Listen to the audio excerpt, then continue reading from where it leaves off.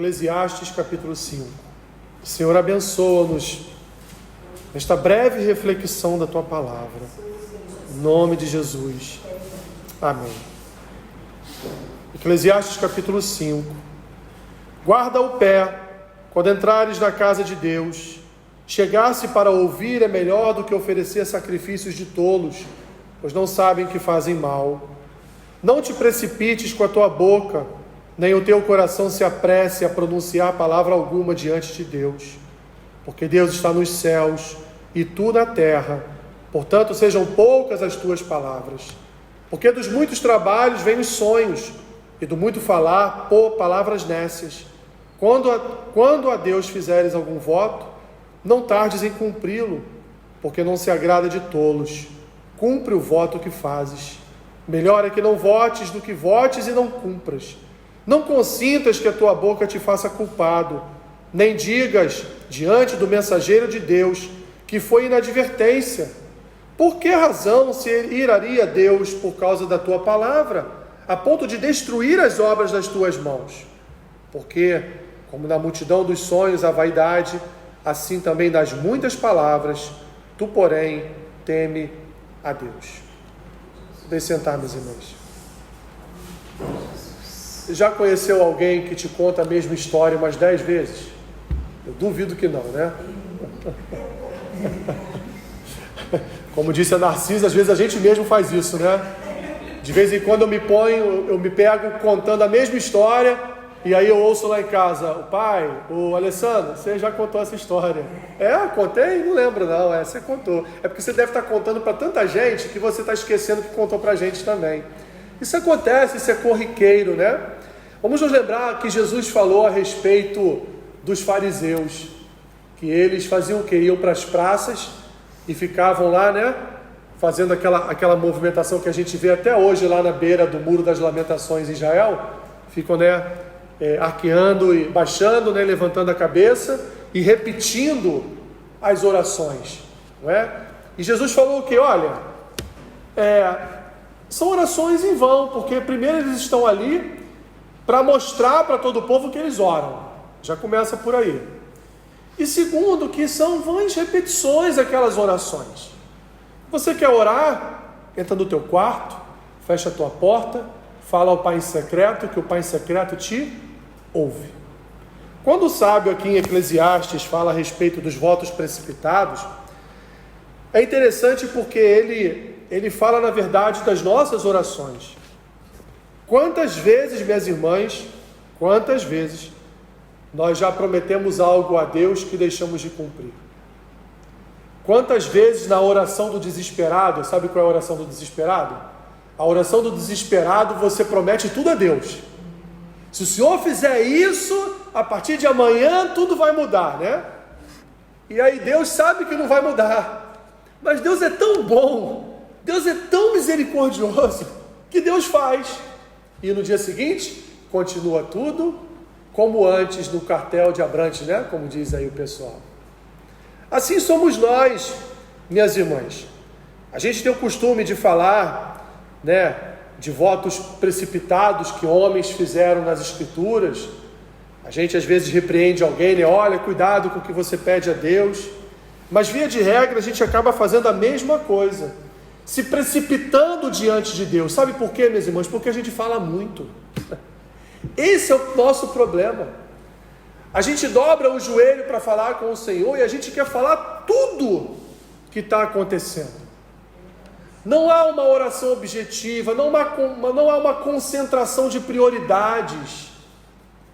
Quando a gente dobra os joelhos para orar, a gente pergunta ao Senhor aquilo que de fato é prioridade na nossa oração. A gente pergunta a Deus se naquele dia especificamente Deus quer receber de nós algum pedido, ou Ele quer só ser adorado através da nossa oração. Tem alguma oração que a gente faça que a gente só adore sem pedir nada? Porque parece que a oração foi transformada num peticionário, né? Parece que a oração foi transformada num momento de petições. Não que não seja, porque de fato nós oramos e pedimos coisas a Deus. Isso é pecado? Lógico que não. Mas o principal ponto da oração não é o pedir. O principal ponto da oração é a adoração.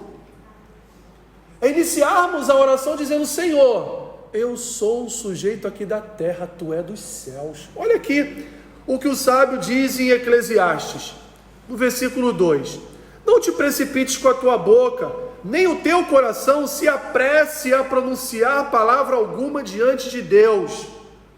Você já ficou, na introdução da sua oração, você já ficou uns 5 minutos em silêncio diante de Deus? Duvido, né? A gente já ajoelha, já sai despejando tudo na presença de Deus. É assim que funciona a oração. Mas olha o que o sábio diz, ele continua aqui: nem o teu coração se apresse a pronunciar palavra alguma diante de Deus. Por quê? Porque Deus está no céu e tu na terra. Então, meu irmão, minha irmã, fala pouco. Por quê? E ele fala: quando a Deus fizeres algum voto, não tardes em cumpri-lo.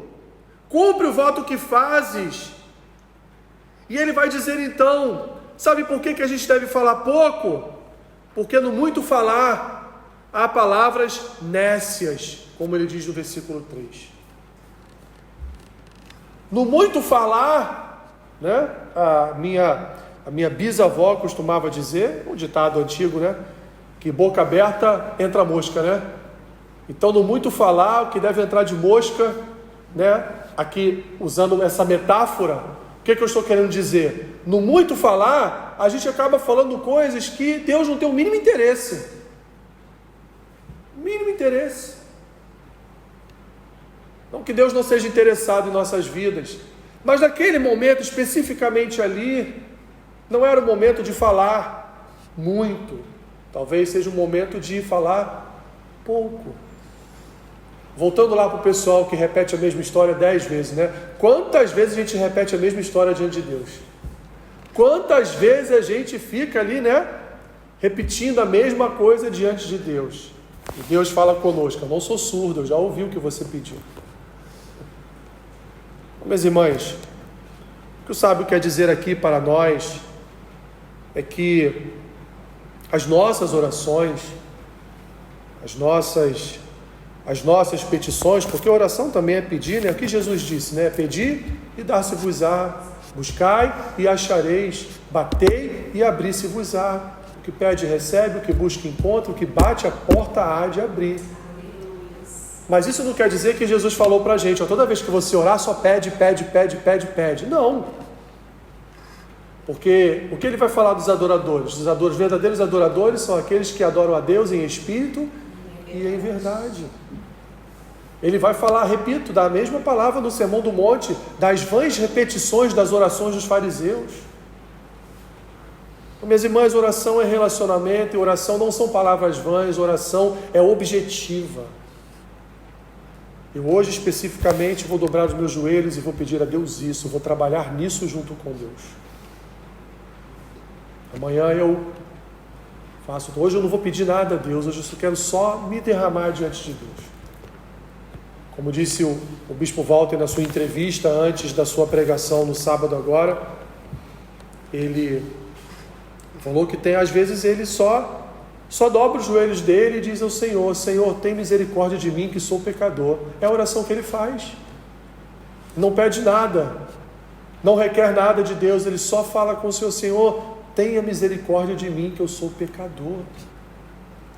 E olha, minhas irmãs, normalmente é a oração que mais tem efeito, é a que a gente fala menos. Nós não precisamos de 5 horas direto orando, de 10 horas direto orando. Se você, por exemplo, fizer como Daniel fazia, né, 3 vezes por dia, ora 15 minutos, 10 minutos, 5 minutos 3 vezes por dia, as nossas orações surtirão muito mais efeitos do que ficar 1 hora diante de Deus. Minha irmã, vamos ser sinceros, o que a gente fala com Deus em 1 hora orando? O quê? Vai cair, vai dar aquele sono no meio da oração, né? Você vai fechar um olho, abrir o outro e ficar meio... Não é? Vai vir distração. Vai pensar: botei feijão no fogo ou não? Né? Apaguei o fogo ou não? E hoje vence aquela conta ou é amanhã? A distração começa a vir, minhas irmãs. Porque nós somos assim. Isso acontece com todo mundo. Com todo mundo. Então o sábio está aqui só nos ensinando. Olha, quando você estiver diante de Deus, Ele não está sentado no banquinho do seu lado, no seu quarto. Ele está no céu, você na terra. Sejam poucas as suas palavras, seja objetivo. Uma pessoa que ia, minhas irmãs, nos tempos medievais, diante do rei, ela falava muito? Você já viu filmes de antigamente de reis? Você já viu como é que era? A pessoa chegava diante do rei e fazia um pedido. E o rei dizia sim ou não. Acabou. A pessoa não ficava uma hora, ó, nobre rei, eu vim aqui para pedir ao Senhor que devolva as minhas cabritas que o Senhor pegou para pagar em pagamento de imposto. Mas eu quero pedir ao Senhor também remédio, porque minha filha também está adoecida. Mas eu quero pedir ao Senhor também. Acabou ali, ele já tinha a cabeça degolada. Porque ninguém tinha essa liberdade total de falar tudo o que queria na presença do rei. E por que com que Deus a gente diz, porque o véu se rasgou, eu tenho livre acesso, posso... Não é assim. Ele está sentado no alto e sublime trono. A terra é estrado dos seus pés, para os seus pés. E nós somos pobres pecadores, que nos achegamos diante de Deus, por causa do amor dEle, por causa do cuidado dEle. Então, minhas irmãs, que as nossas palavras sejam palavras certeiras diante de Deus. Sejam palavras, se você notou que no meio da sua oração você não tem mais nada para falar, agradece a Deus, louve a Ele e encerre a sua oração, para que não prossiga e faça o que Ele está dizendo aqui, comece a falar palavras nécias. Sabe o que são palavras nécias? Palavras sem sentido nenhum, só porque a gente quer orar 1 hora, 2 horas, 3 horas, e às vezes os 5 minutos de oração tem muito mais eficácia.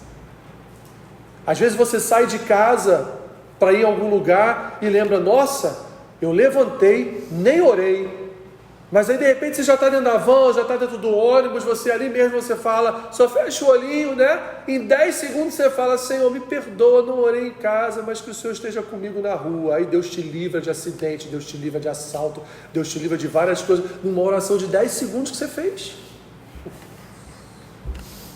Deus é tremendo, minhas irmãs. Deus ouve a oração de 10 segundos, Deus ouve a oração de 1 minuto, Deus ouve a oração de 5, de 10, de 15. Ele até ouve a de 1 hora, de 3 horas, de 4 horas, porque Deus tem misericórdia. E Ele sabe que às vezes a gente fala muito mesmo, né? Deus nos ajude. Nos ajude a, como o arco e flecha na mão do arqueiro, né? A sermos certeiros no alvo, nos nossos pedidos.